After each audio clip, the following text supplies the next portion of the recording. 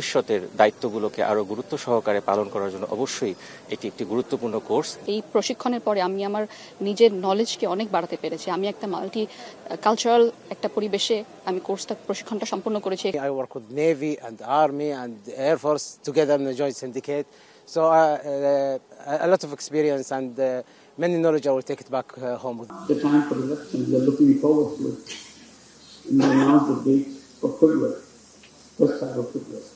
Again, we need the support from our armed forces, from our police, and law enforcement agencies, all that. Because it is a big undertaking.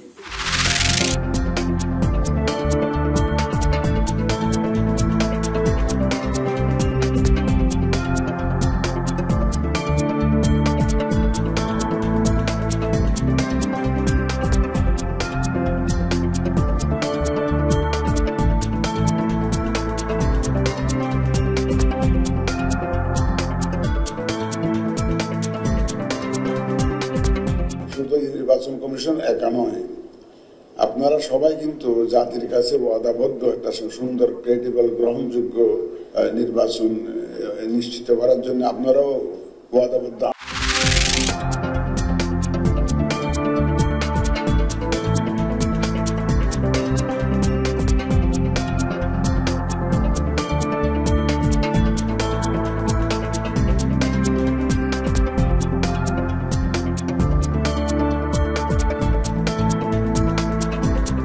Fascist হাসিনার মানবতা বিরোধী অপরাধের জন্য রায় দেওয়া হচ্ছে কোর্টে, অন্যদিকে দেখি একটা মব ভায়োলেন্স চলছে। এটা কিসের আলামত আমি জানি না।